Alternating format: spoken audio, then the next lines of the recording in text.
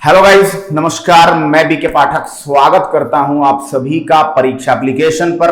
हम पढ़ रहे थे टेक्नोलॉजी और technology for PSC level exams, जिनमें विशेष रूप से विज्ञान एवं प्रौद्योगिकी से काफी डीप, काफी अच्छे, काफी लेवल के क्वेश्चंस पूछे जाते हैं।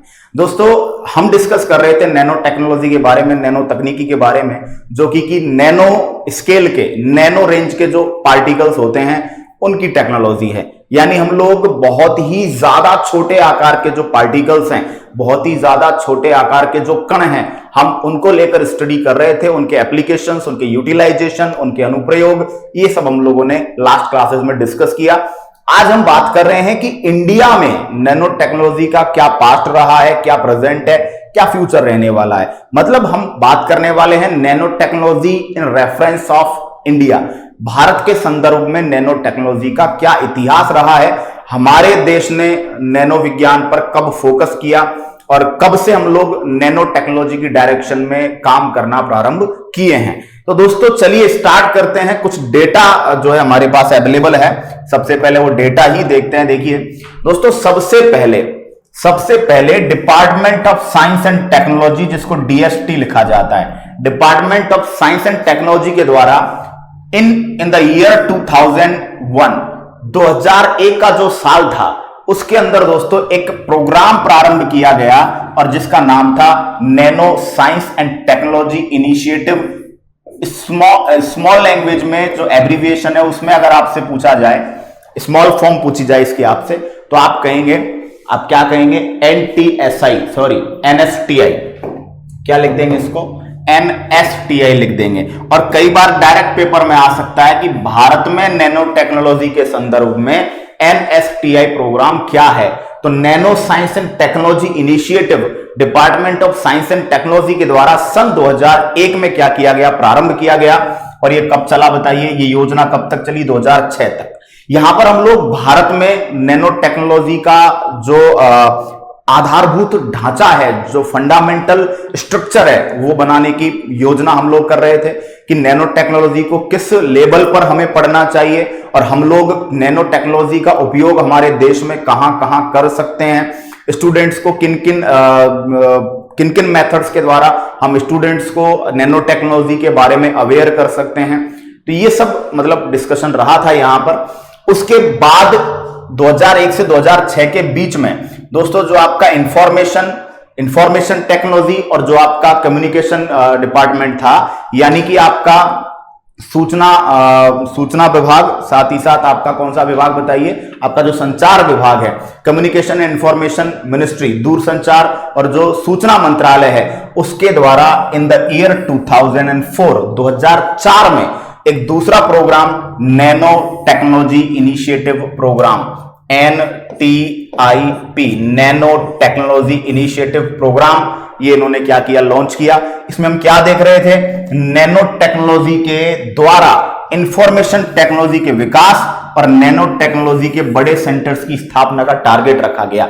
यानी ये जो आपका प्रोग्राम था NTIP, nanotechnology initiative program, ये प्रोग्राम स्पेशली इंफॉर्मेशन टेक्नोलॉजी के अंदर इंफॉर्मेशन टेक्नोलॉजी को एनहेंस करने के लिए, इंफॉर्मेशन टेक्नोलॉजी को और ज्यादा एडवांस बनाने के लिए नैनो तकनीकी का कैसे प्रयोग किया जाए और नैनो टेक्नोलॉजी के सेंटर्स कहां कहां कैसे कैसे स्टैब्लिश किए जाएं, इसको लेकर इस प्रोग्राम में क्या किया गया? लक्ष्य रखा गया। लेकिन सबसे महत्वपूर्ण जो हमें पढ़ना है, वो पढ़ना है दोस्तों हमें NSTM, nano science and technology mission. Nano science and technology mission की शुरुआत सन 2007 में हुई। ये क्वेश्चन अपने आप में इतना इंपॉर्टेंट है कि अगर नैनो टेक्नोलॉजी से सबसे पहली बार कोई क्वेश्चन अगर एग्जाम में आने के लिए इंपॉर्टेंस अपना रखता है, तो जो हमारे नेशनल लेवल एग्जाम्स होते हैं उनमें ये क्वेश्चन काफी इंपॉर्टेंट है कि इंडिया में नैनो मिशन की जो शुरुआत है, nano science and technology mission की शुरुआत है, कब हुई? सन 2007। क्लियर। और ये दोस्तों डॉक्टर एपीजे अब्दुल कलाम, जो कि हमारे फॉर्मर प्रेसिडेंट रहे और हमारे इंडियन जो मिसाइल प्रोग्राम है उसके एक तरीके से फादर आप उन्हें कह सकते हो, तो उनके द्वारा ये प्रपोज किया गया, उनके द्वारा ये सजेशन दिया गया कि भाई नैनो मिशंस को लेकर आप कुछ सोचिए। तो उनकी इसी सलाह को ध्यान में रखते हुए कैपेसिटी बिल्डिंग प्रोग्राम्स हमारे चल रहे थे, क्षमता निर्माण कार्यक्रम हमारे चल रहे थे। उन्हीं में से एक NSTM, nano science and technology mission के रूप में क्या किया गया, लॉन्च किया गया 2007 में। दोस्तों इसके 2 चरण थे इस मिशन के। पहला चरण जो था वो 2007 से 2012 था, दूसरा जो था वो 2012 से 2017 तक था। ठीक है, उसके बाद भी और भी चरण जो है उनको लेकर योजनाएं जो है निरंतर जारी हैं। अब देखिएगा, nano science and technology mission की नोडल एजेंसी कौन थी? Department of science and technology. यानी कि आपसे पूछा जाए कि नैनो मिशन की नोडल एजेंसी क्या है, तो आप कहेंगे विज्ञान एवं प्रौद्योगिकी विभाग। अच्छा, इनके क्रियान्वयन के लिए, क्रियान्वयन का मतलब इनके एप्लीकेशन के लिए एक काउंसिल गठित की गई जिसका नाम था nano mission council. Nano mission council की सहायता के लिए 2 एडवाइजरी ग्रुप क्या किए गए, गठन किए गए, जिनका नाम था एनएसएजी और एनएटीएजी। देखिएगा, यानी समझिए, nano science and technology mission की नोडल एजेंसी कौन थी? नोडल एजेंसी है department of science and technology. इस मिशन को अच्छे से चलाने के लिए, इस मिशन को अच्छे से फंक्शन में लाने के लिए एक काउंसिल गठित की गई जिसका नाम था नैनो मिशन काउंसिल। और नैनो मिशन काउंसिल में 2 एडवाइजरी कमेटी जो है वो क्या की गई, गठित की गई, जिनमें पहली का नाम है एनएसएजी मतलब नैनो साइंस एडवाइजरी ग्रुप, और दूसरी जो है उसका नाम है एनएटीएजी, इसका मतलब है nano application and technology advisory group. ये 2 एडवाइजरी सलाहकार समूह, 2 ऐसे ग्रुप रखे गए जो कि क्या करते हैं, तरह तरह के सजेशंस, तरह तरह के जो सुझाव हैं वो क्या करते हैं बताइए, नैनो मिशन काउंसिल को, नैनो मिशन परिषद को प्रदान करते हैं। ये भारत में नैनो मिशन का ढांचा हम लोग पढ़ रहे हैं, स्ट्रक्चर हम लोग पढ़ रहे हैं। दोस्तों जैसे ही आप पढ़ेंगे नैनो मिशन काउंसिल के हेड, बहुत अच्छे से इस बात पे फोकस कीजिएगा, नैनो मिशन काउंसिल के चेयरमैन प्रोफेसर सीएनआर राव है, और याद कीजिए इन्हें कहा जाता है father of Indian nano technology. Father of Indian nano technology, Bharat में नैनो तकनीकी के पितामह किनको कहा जाता है? Professor CNR Rao. ये क्या है बताइए? नैनो मिशन काउंसिल के चेयरमैन हैं। ठीक है, 2 चरणों में ये योजना दोस्तों प्रारंभ की गई 2007 से 12। इसके लिए 1000 करोड़ का जो फंड है वो सैंक्शन किया गया, और 2012 से वर्तमान तक, अभी तक ये चल रही है, इसमें 650 करोड़ का जो फंड है वो क्या किया गया है, इंडियन गवर्नमेंट के द्वारा सैंक्शन किया गया है। और आगे क्या क्या किया गया देखिए, इस नैनो मिशन के क्या क्या पर्पस हैं दोस्तों। नैनो साइंस एंड टेक्नोलॉजी के क्षेत्र में फंडामेंटल ढांचा बनाना, क्योंकि हम इस फील्ड में नए हैं। नए होने का मतलब है कि हमारे यहां पर नैनो टेक्नोलॉजी को एक अच्छे टेक्नोलॉजी के संसाधन के तौर पर, या फिर मानव गुणवत्ता, संसाधन गुणवत्ता, और या फिर कह सकते हो आप विज्ञान के विकास के क्षेत्र के तौर पर नैनो टेक्नोलॉजी को बहुत कम समय से देखा जाने लगा है। मतलब हमारा फोकस नैनो टेक्नोलॉजी पर ज्यादा लंबे समय से नहीं रहा है। तो एक फंडामेंटल ही यहां पर नहीं है, एक बेसिक जो ढांचा है वो नहीं था यहां पर।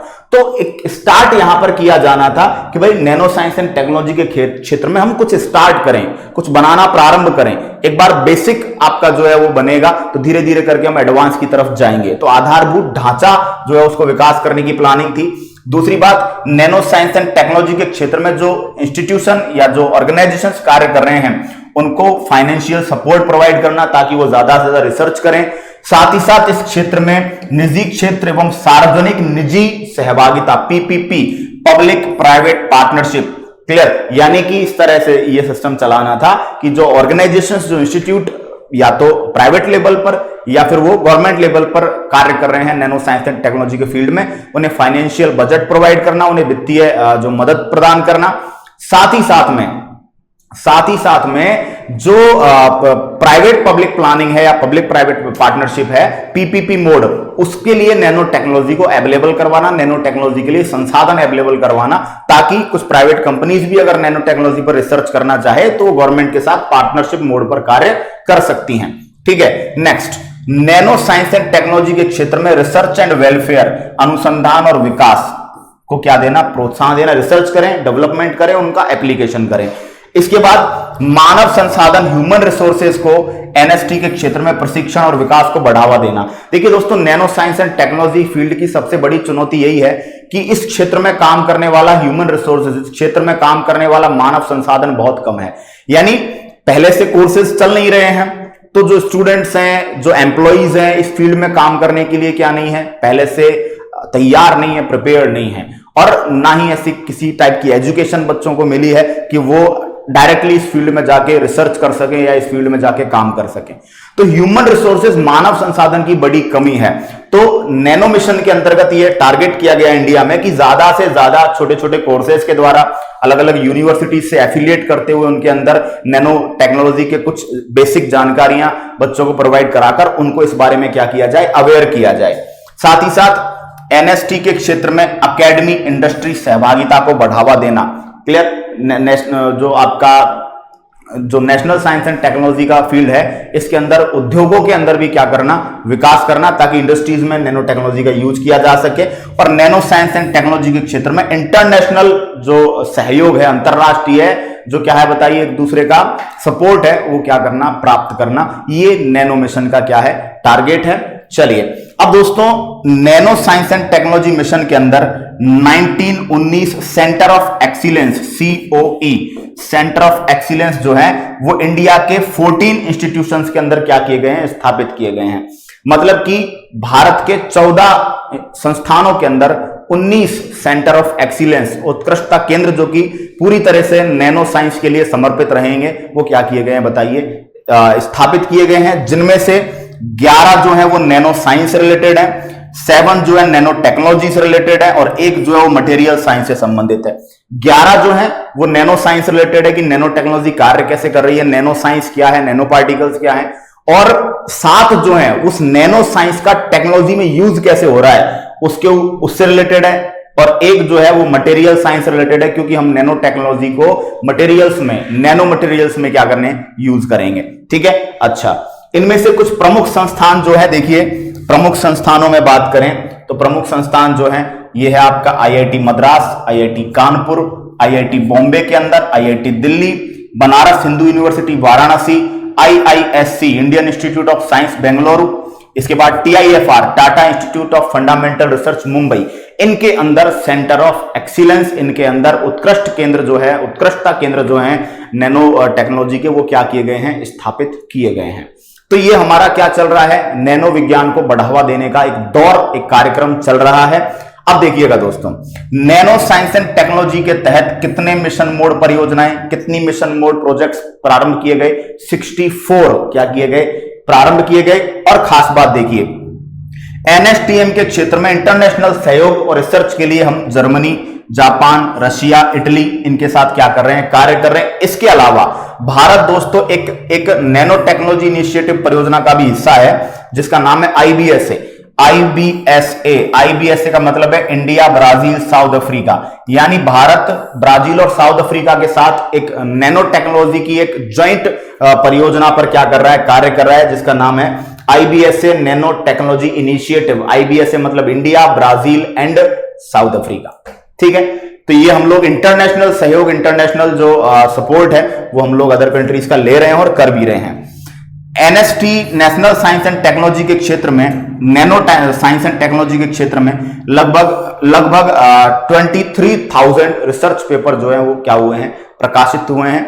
और अगर आगे हम बात करें इन रिसर्च पेपर्स में, इंडिया का जो स्थान है वो तीसरा है।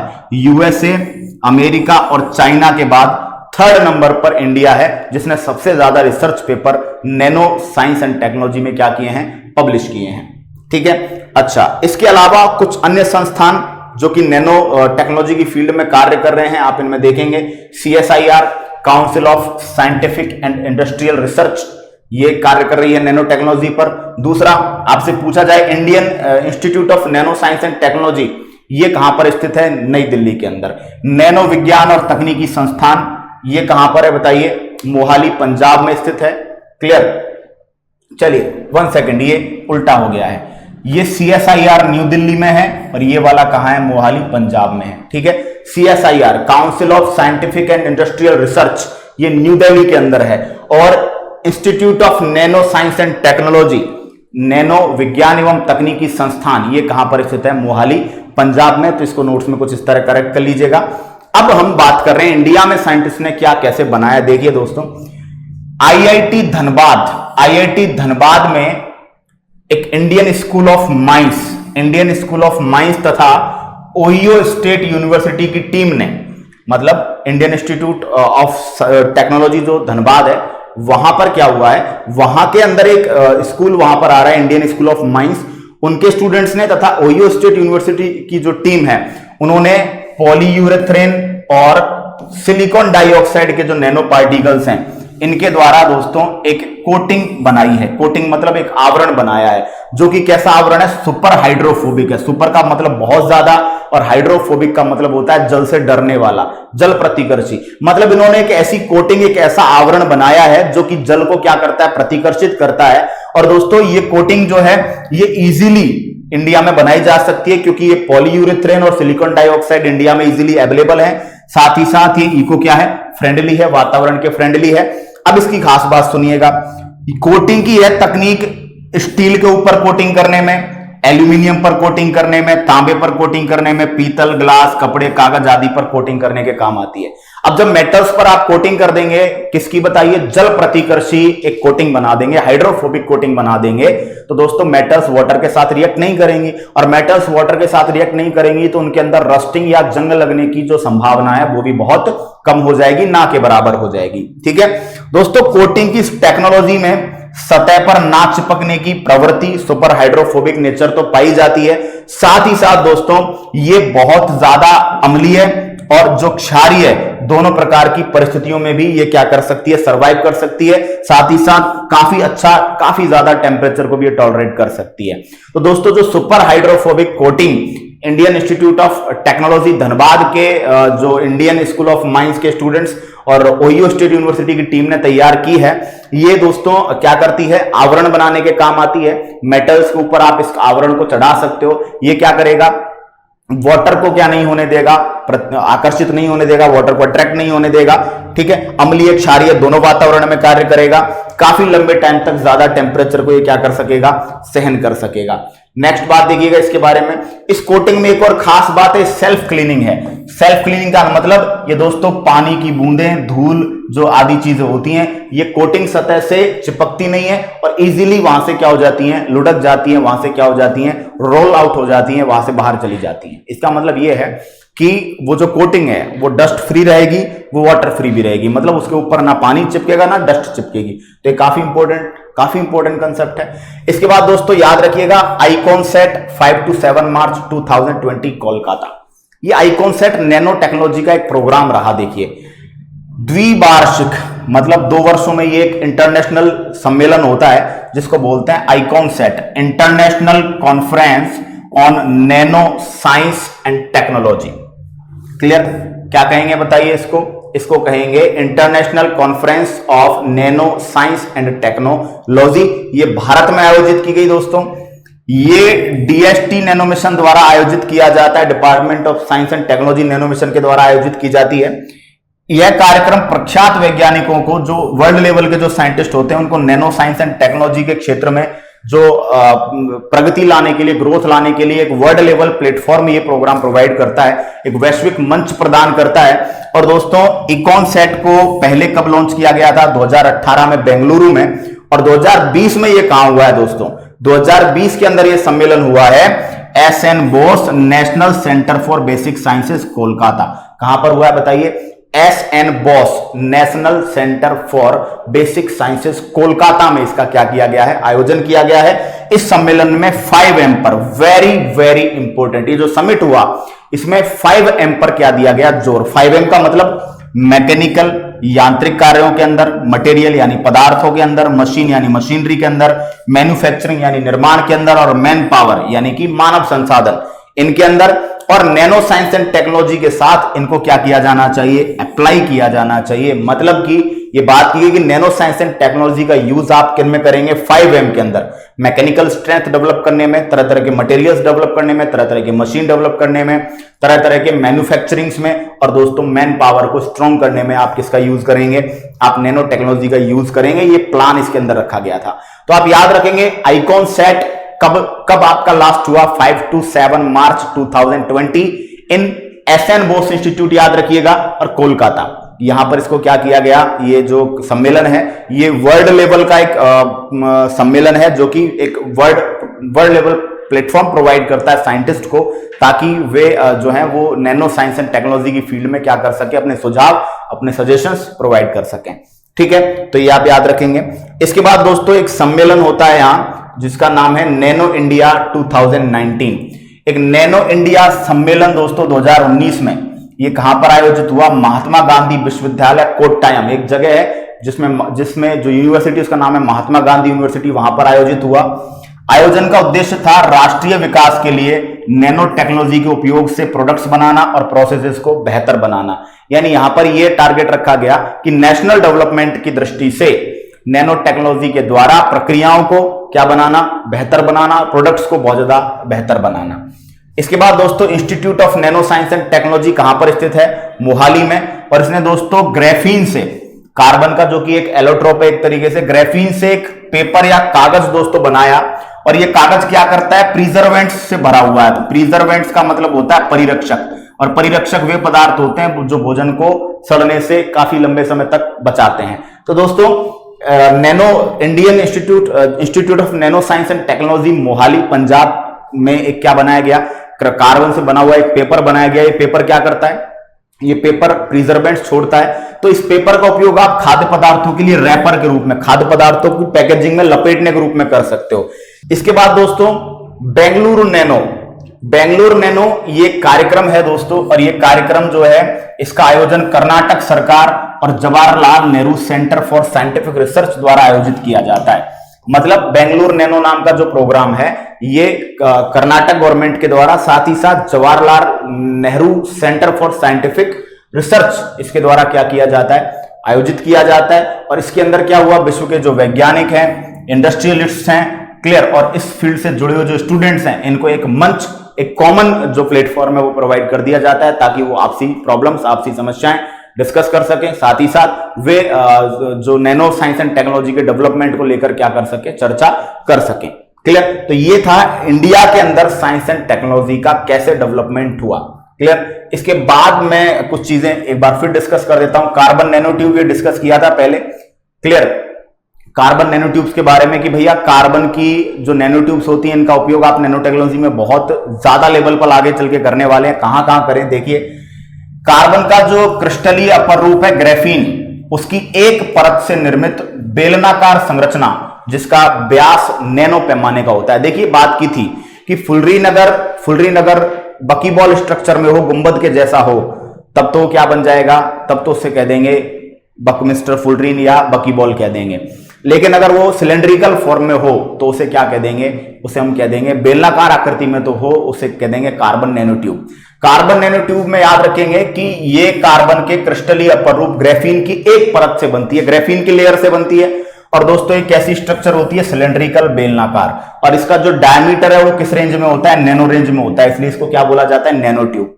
दोस्तों इसकी मजबूती, इसकी स्ट्रेंथ और इसकी फ्लेक्सिबिलिटी बहुत ज्यादा है। देखिए खास बात, इसकी लंबाई और व्यास का अनुपात कितना ज्यादा है दोस्तों, मतलब लंबाई जो है वो डायमीटर की तुलना में बहुत ज्यादा, क्योंकि डायमीटर तो नैनो रेंज में है। तो दोस्तों कितना है, जरा गौर कीजिए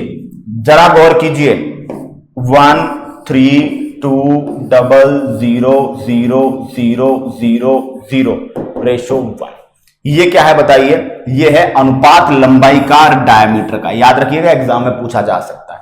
कार्बन की 1 डायमेंशनल स्ट्रक्चर होती है, कार्बन की 0 dimension, 1 dimension, 2 dimension, 3 dimension structures आपको बताई थी। ये कार्बन की 1 डायमेंशन स्ट्रक्चर है, अर्थात ये कार्बन की एक स्तरीय पतली खोखली संरचना है, सिलेंड्रिकल है, ट्यूब बोला है, नैनो ट्यूब बोला है तो नैनो आकार की और खोखली है।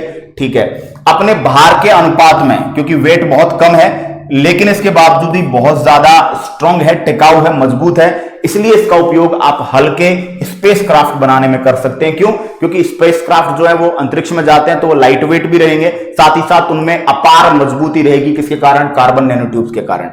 कार्बन नैनो ट्यूब से बहुत छोटे आकार के ट्रांजिस्टर्स बनाए जा सकते हैं, जो कि इलेक्ट्रॉनिक्स की जो फील्ड है उसमें चमत्कारी क्रांति ला सकते हैं नैनो ट्रांजिस्टर्स। इसके बाद बात करेंगे, इनका उपयोग हाइड्रोजन को भंडारित करने में किया जा सकता है। कार्बन नैनो ट्यूब्स के अंदर आप हाइड्रोजन को स्टोर कर सकते हो और हाइड्रोजन को भविष्य का ईंधन कहते हैं। ठीक है, कार्बन नैनो ट्यूब्स बहुत हल्की हैं लेकिन बहुत मजबूत है, तो इनका प्रयोग आप मकानों में करेंगे, बिल्डिंग्स में करेंगे, ताकि जो बिल्डिंग्स के जो पिलर हैं उनके अंदर करेंगे, ताकि जो बिल्डिंग्स हैं वो भूकंप रोधी बन सकें, ताकि वो एंटी सीस्मिक बन सकें, भूकंप की तीव्रता को सहन कर सकें। साथ ही साथ कपड़ों में इनका उपयोग किया जा रहा है, और जो फोटो इलेक्ट्रिक सेल है, फोटोवोल्टिक सेल है, प्रकाश विद्युत सेल है, उनके अंदर भी कार्बन नैनो ट्यूब्स का क्या किया जा रहा है? उपयोग किया जा रहा है। अगर कार्बन नैनो ट्यूब एक दीवार वाली है, सिंगल वॉल्ड है, तो इसको कह देंगे single walled carbon nanotube, और अगर इसके अंदर काफी सारी लेयर्स हैं तो इसको कह देंगे multi walled carbon nanotube. ये दो टाइप हैं कार्बन नैनो ट्यूब्स के। ठीक है, अच्छा, इसके बाद आप देखेंगे गाइस, इसके बाद आप बात करेंगे फुलरीन की, हमारा लास्ट सेगमेंट है, और नैनो टेक्नोलॉजी को खत्म करके फिर स्पेस टेक्नोलॉजी की हम बढ़ेंगे। तो दोस्तों देखिए, फुलरीन आपको पता है कार्बन का एक क्रिस्टलीय एलोट्रोप है। फुलरीन, बकमिस्टर फुलरीन सबसे पहले खोजा गया फुलरीन है, जिसका नाम अमेरिकन स्कल्पचरर होता है, जो स्कल्पचर बनाता है, शिल्प बनाता है, तो बकमिस्टर फुलर के नाम पर इसका क्या नाम रखा गया? फुलरीन। और इसकी संरचना कैसी है? जियोडेसिक है, गुंबद के जैसी है, बहुत ज्यादा लचीला होने के अलावा ये अपनी आकृति वापस प्राप्त कर लेता है। ठीक है, ये इतना मतलब फ्लेक्सिबल होता है कि इसको आप तोड़ मरोड़ के ऐसे रख देंगे तो भी ये वापस अपनी शेप में आ जाएगा, इतनी इसकी क्या फ्लेक्सिबिलिटी है। फुलरीन अल्ट्रावायलेट रेज से सेल्स को क्या करता है? बचाता है, यानी परावैंगनी तरंगों को हमारी बॉडी तक, हमारी कोशिकाओं तक नहीं आने देता। फुलरीन एंटीऑक्सीडेंट है। एंटीऑक्सीडेंट का मतलब है ऑक्सीकरण रोकता है, एंटीऑक्सीडेंट है। तो एंटीऑक्सीडेंट वे पदार्थ होते हैं जो कैंसर से हमें क्या करते हैं? बचाते हैं। क्लियर? तो फुलरीन जो है एंटीऑक्सीडेंट है, साथ ही साथ ये एंटीवायरल है। एंटीवायरल का मतलब ये विषाणुओं को क्या करता है? प्रतिरोध करता है, विषाणुओं को बॉडी में प्रवेश करने से रोकता है। फुलरीन में लाइट को लिमिटेड रखने की कैपेसिटी पाई जाती है। फुलरीन के अंदर ऐसी कैपेसिटी पाई जाती है कि प्रकाश को कंट्रोल कर सकता है, उसको लिमिटेड रख सकता है, जैसे अल्ट्रावायलेट रेज को ये रोक रहा है। तो दोस्तों ये एक नेत्र संरक्षक के रूप में, आई प्रोटेक्टर के रूप में काम में लिया जा सकता है। और बात करें फुलरीन का उपयोग भी दोस्तों, क्योंकि फुलरीन भी वही है, खोखली स्ट्रक्चर है और बकीबॉल स्ट्रक्चर है, तो इसका प्रयोग भी आप हाइड्रोजन के स्टोरेशन में कर सकते हो, और इसका प्रयोग भी आप सोलर सेल्स के अंदर कर सकते हो। इसी तरह मैंने आपको क्वांटम डॉट पढ़ाए थे, उनको भी जरूर पढ़िएगा। अब आपको फुलरीन की स्ट्रक्चर में एक बार बता देता हूं। ये फुलरीन देखिए कुछ इस तरह का होता है। ठीक है, बहुत सारे कार्बन के एटम होते हैं। क्लियर? कुछ एटम जो होते हैं वो पांच ग्रुप्स का, 5 मेंबर्स का समूह बनाते हैं, उसे बोलते हैं पंचफलक। कुछ मेंबर्स जो होते हैं वो 6 का, कुछ जो मेंबर होते हैं वो 6 लोगों का, 6 एटम्स का ग्रुप बनाते हैं, उसको बोलते हैं षटफलक। ठीक है, तो फुलरीन के अंदर कार्बन के कुछ फलक जो होते हैं वो पंचकोणीय होते हैं, कुछ फलक षटकोणीय होते हैं। ठीक है, तो आज की क्लास में हम लोगों ने गाइस डिस्कस किया है नैनो साइंस एंड टेक्नोलॉजी का डेवलपमेंट इन इंडिया, और कैसे कैसे हम लोगों ने कौन कौन से संस्थान भारत में जो है स्थापित किए हैं, और किस स्तर पर हम लोग कार्य कर रहे हैं, कौन कौन से सम्मेलन, कौन कौन से प्रोग्राम जो है नैनो साइंस एंड टेक्नोलॉजी की फील्ड में आयोजित किए गए हैं, उनके बारे में हम लोगों ने जानकारी ली है। ये टॉपिक पूरी टेक्नोलॉजी के बेसिस पर भी नया है, क्योंकि nano science and technology papers में भी कुछ समय से ही आने लगी है, और पूरे जब आप वर्ल्ड लेवल पर देखेंगे, जब आप वैश्विक स्तर पर देखेंगे, तो आप पाएंगे कि विश्व स्तर पर भी अन्य तकनीकों की तुलना में नैनो तकनीकी जो है उसकी जानकारी एकदम नई है। तो हम लोगों ने इतना डिटेल में पढ़ा है गाइस कि राजस्थान में एसआई एग्जाम के अंदर, राजस्थान में जो आपका सब इंस्पेक्टर एग्जाम है, उसमें 3 पेपर लगे हैं। तीनों पेपर्स में लगभग 4 या 5 क्वेश्चंस नैनो टेक्नोलॉजी से डायरेक्टली इनडायरेक्टली पूछे गए हैं, और आप यकीन नहीं करेंगे एक सिंगल क्वेश्चन भी हमारे क्लासरूम प्रोग्राम से बाहर नहीं है। आप चाहें तो पेपर्स देख सकते हैं, और यूट्यूब पर जो क्लासेस आपने देखी हैं, एप्लीकेशन पर जो क्लासेस आपने देखी है नैनो टेक्नोलॉजी की, आप उनसे मैच कर सकते हैं। आगे बात करेंगे स्पेस टेक्नोलॉजी की, जो कि आपको बहुत अच्छे से समझ में भी आएगा और बहुत अच्छे से उसको हम आगे लेकर चलेंगे, और उस तरह लेकर चलेंगे कि आप किसी भी एग्जाम में जब आप जाएं तो स्पेस टेक्नोलॉजी का कोई भी क्वेश्चन अगर आपको मिले तो आपका पढ़ा हुआ हो, आपका देखा हुआ हो। नैनो टेक्नोलॉजी को यहीं पर समाप्त करते हैं, आगे बात होगी स्पेस टेक्नोलॉजी में। तब तक के लिए टाटा बाय बाय, जय हिंद।